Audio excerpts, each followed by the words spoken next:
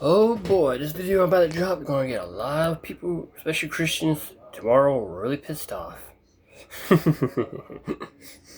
Oh boy, I'm gonna have fun in this video. Origins, pagan origins and practice of Easter. Let's go ahead and get into this video, showing. Because, like other holidays like Christmas, Thanksgiving, Valentine's Day, Halloween, all pretty much pagan holidays until they got whitewashed. So let's get into the video. I did a video about pagan holiday about Christmas last year. Now I'm doing one about things Christmas, Easter. I'm gonna let y'all know that what they say was way back then is still being used today. Even Bluetooth, that's a pagan word. So let's get back to order here. What a Christian church deemed was satanic, and they still use it today. Enjoy. I'm ruining y'all Easter. What can I do about it? Nothing.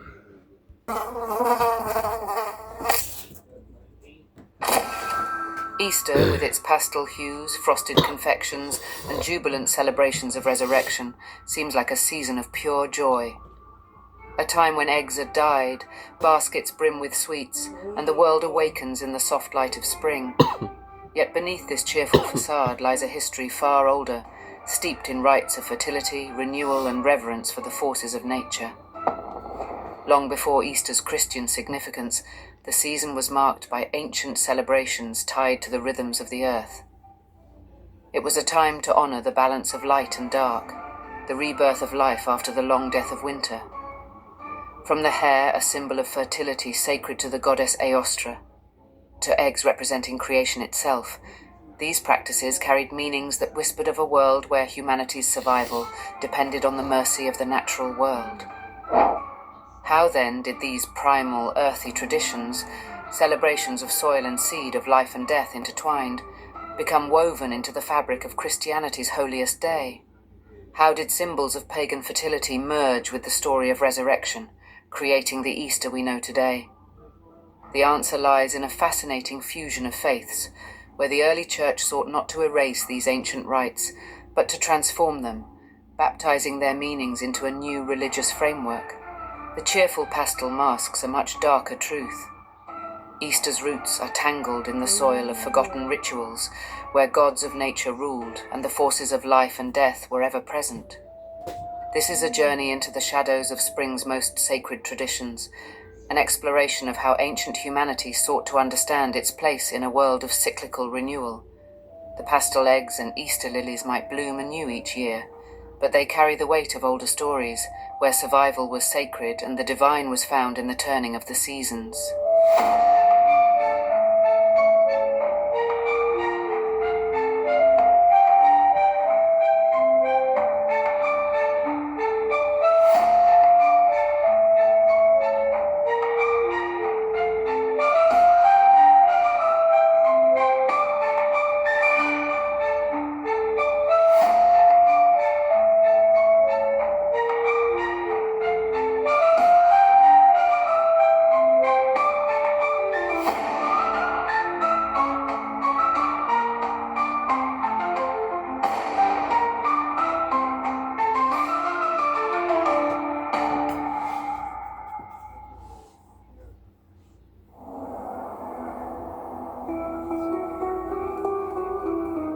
The spring equinox, a fleeting moment when light and dark hold each other in perfect balance, has captivated humanity for millennia. It is a turning point in the great wheel of the year, a signal that the long shadows of winter are retreating and life is stirring beneath the earth. For ancient cultures, this was no mere change of season. It was a sacred threshold, where the forces of nature seemed to conspire in a promise of renewal and abundance. In Babylon, the equinox was celebrated with Akitu, a festival that honored Marduk, the god of creation, and marked the renewal of cosmic order. Over 12 days, rituals played out that reenacted the battle between chaos and harmony, reflecting the precarious balance that the equinox symbolized. It was a time to affirm the cycles of life and death, ensuring the continuation of the natural world. Among the Celts, this liminal season was tied to Aostra, a goddess whose very name evokes dawn and the awakening of the earth. Her symbols, hares and eggs, represented fertility and creation, themes central to the survival of agrarian societies. Fires were lit on hilltops to herald her arrival, a gesture both celebratory and protective, as communities sought her blessing for fruitful harvests. In Norse traditions, Freyja, the goddess of fertility, beauty, and love, was honored during spring celebrations. Her influence was vast, tied not only to the flourishing of crops, but also to the renewal of life itself. Rituals invoking Freyja often involved offerings of seeds, reflecting the intimate connection between human life and the rhythms of the land. The themes of these celebrations were universal: renewal, fertility, and the eternal dance of life and death. In every corner of the ancient world, festivals marked this pivotal season, with rites designed to honor the forces of nature and ensure... See, early Christians didn't destroy the pagan holidays like they did with Christmas, Valentine's, Halloween, because they wanted Easter and the old pagan heritage to be one. That way, followers of the pagan religion can become Christians. When a new religion gets born, an old one has to get either destroyed or blended with a new one. Christianity has done that to many religions, and a lot of people died because of it. If you look back in the 100-Year War between Christianity and Muslims, prime example, or when the Christians came over here, they had a cross. Most people knew what that means. Or the Christian equinox. If you know it, look that up. That's a bloody history during Christian time. Over 100-something, maybe 1/3 of the people got killed for not converting over to Christianity. A lot of Native Americans the same way. African Americans, when they went over to Africa, Christianity, a lot of them didn't convert and they ended up dying because of it.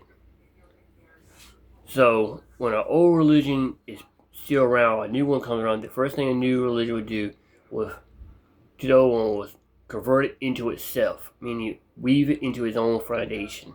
That way, it can still have the same people that believe in that religion into their group, and none of this fighting amongst religions. That's how a lot of Christianity got rid of other religions, believe it or not, by absorbing it into its own being. Back to the video. ensure the community's survival. For when your side gig has a side gig. You're used to juggling it all. But when it comes to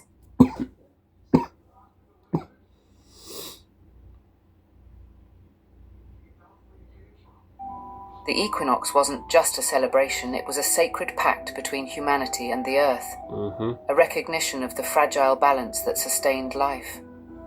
These rites also carried with them an acknowledgement of death's role in life's renewal. Seeds buried in the earth must first decay to sprout anew. The cold grip of winter must loosen to allow spring's warmth to return. Life, death, and rebirth were not separate. They were a cycle, each phase necessary and divine. It was within this fertile ground of belief that the early church would later plant the seeds of Easter. But before that transformation, these rites stood as testaments to humanity's relationship with the natural world, where gods and goddesses ruled over the cycles of creation. Their echoes remain, woven into traditions that have long since forgotten their origins, yet still carry the weight of ancient reverence. When Christianity began its slow and steady expansion, it encountered a world deeply rooted in seasonal rhythms and ancient rituals.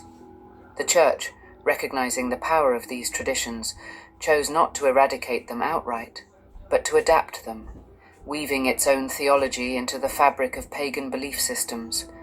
Easter, as we know it, was born from this careful fusion. The timing of Easter was no accident.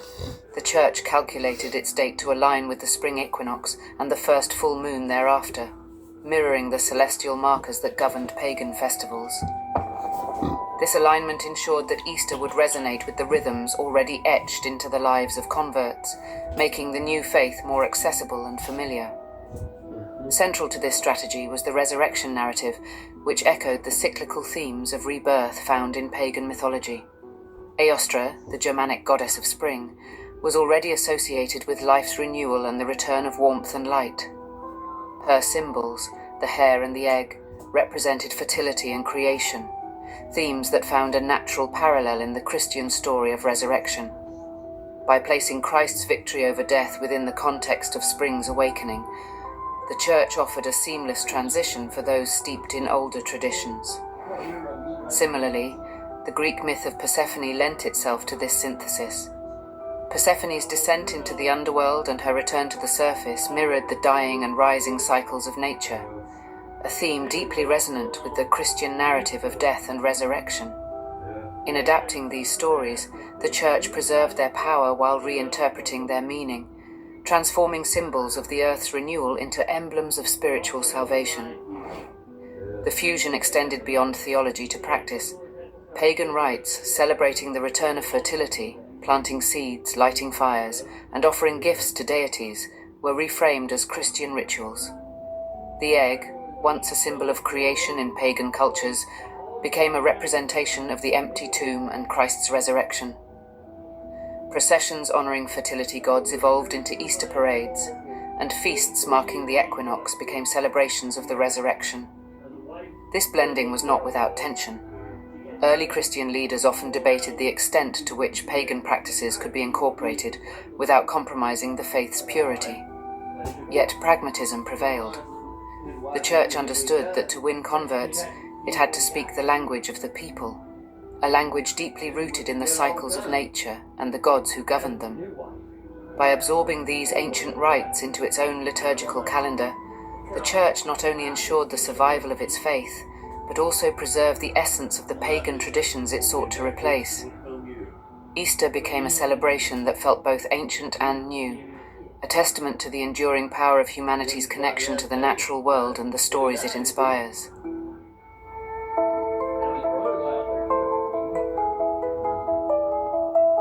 Beneath the cheerful guise of the Easter Bunny lies a symbol steeped in ancient lore, a creature far older than chocolate eggs and springtime pageantry.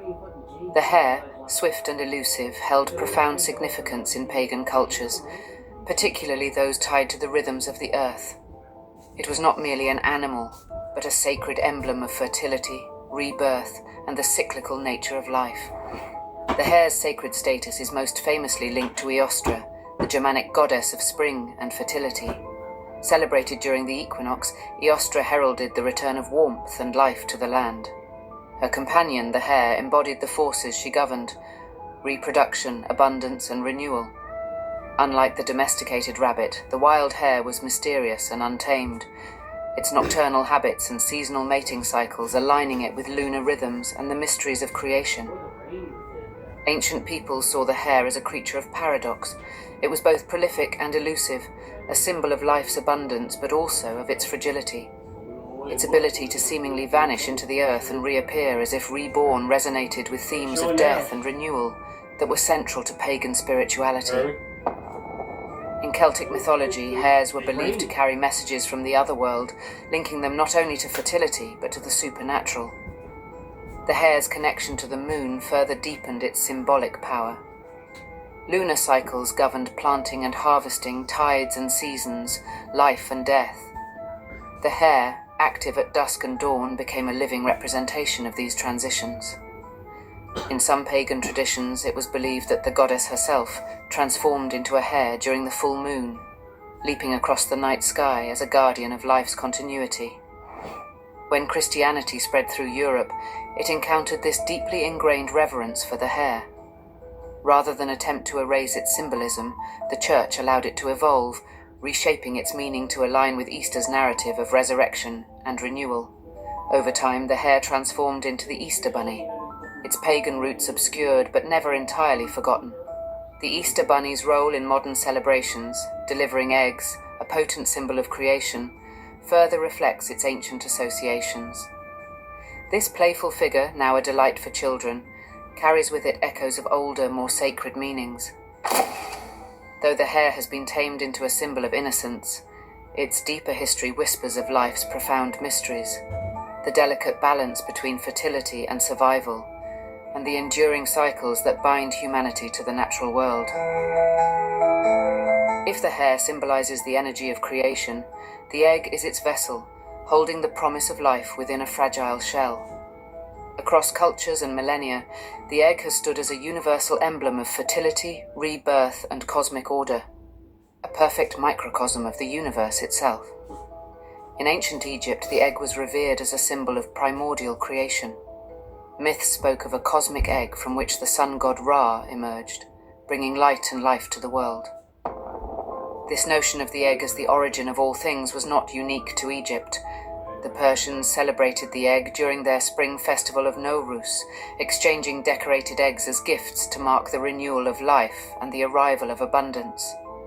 For the Romans, the egg was tied to the goddess Cybele, whose rites of spring included rituals celebrating fertility and regeneration.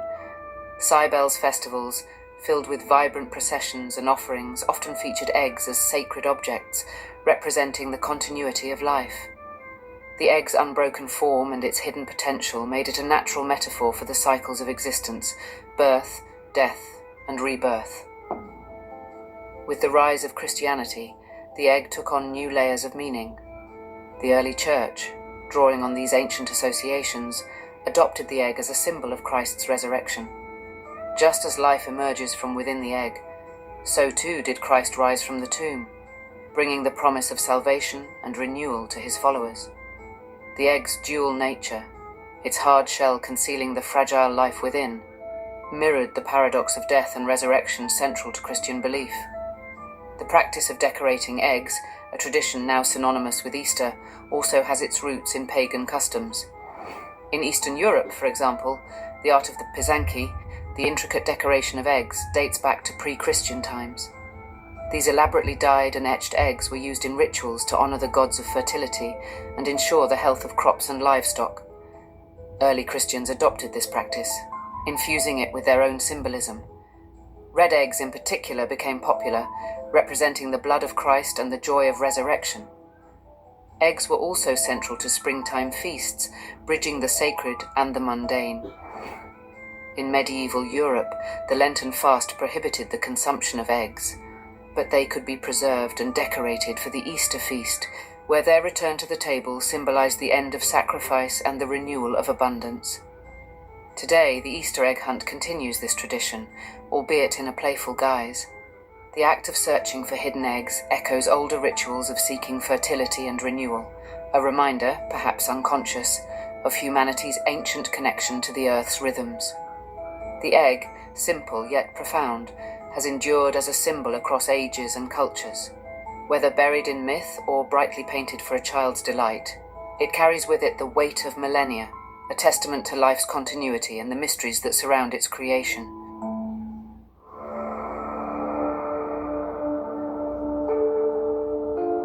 Spring, with its blossoms and green shoots, seems a gentle time of renewal, but its ancient rites often carried a darker edge. The promise of fertility and abundance demanded offerings to the gods, sometimes gifts of grain or wine, but in darker traditions the offering was human. These sacrifices were not acts of cruelty but of necessity, born from a belief that life could only thrive if death paid its price. Among the most infamous spring rites was the Celtic tradition of the Wicker Man, a towering effigy filled with offerings to the gods.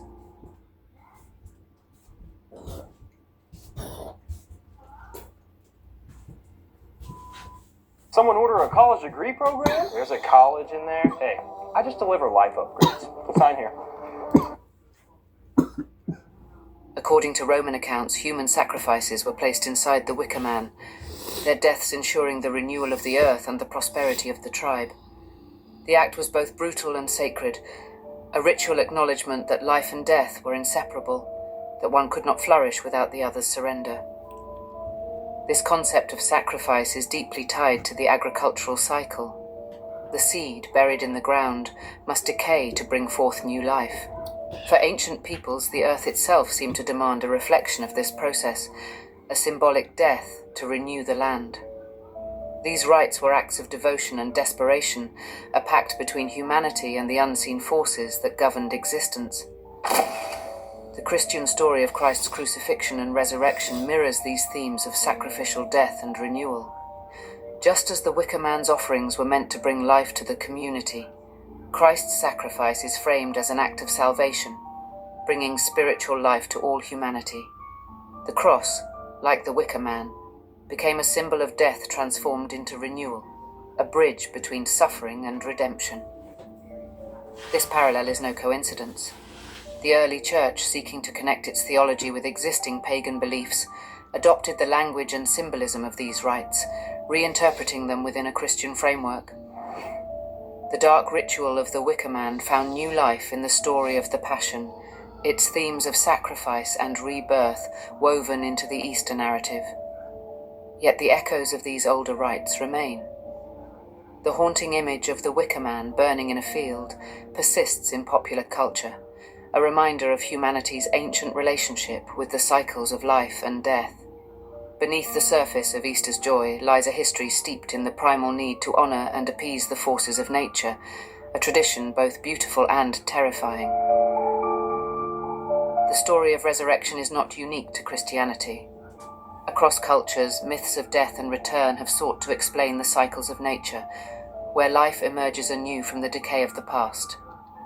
Among the most enduring of these tales is that of Persephone, the Greek goddess whose journey between the underworld and the surface world symbolizes the eternal dance of death and rebirth. Persephone's descent into Hades marks the arrival of winter, a time when the earth lies dormant and lifeless. Her return, drawn back to the world by her mother Demeter's grief and devotion, heralds the renewal of spring. This cyclical journey is both literal and metaphorical, a reflection of the seasons, and a profound commentary on the interconnectedness of loss and renewal. Eostre, the Germanic goddess of spring, similarly embodies these themes. Her festival, held during the equinox, celebrated the balance of light and dark and the earth's awakening. Unlike Persephone, Eostre does not descend into darkness, but her presence signals a triumph over it. The fertility she brings, symbolized by hares and eggs, underscores the season's promise of new beginnings. Christianity's resurrection narrative shares these themes, offering spiritual renewal through Christ's triumph over death. The parallels are striking. A figure descends into the realm of death, only to rise again, bringing hope and salvation. In both pagan and Christian traditions, the resurrection is not merely an event, but a cosmic truth, a reflection of nature's cycles and humanity's resilience. By aligning Easter with these older myths, the Church wove its message into the fabric of existing beliefs, ensuring its resonance across cultures. Yet the older stories remain, their echoes blending with the Easter narrative to create a season that is both sacred and ancient, a celebration of life's enduring power over death.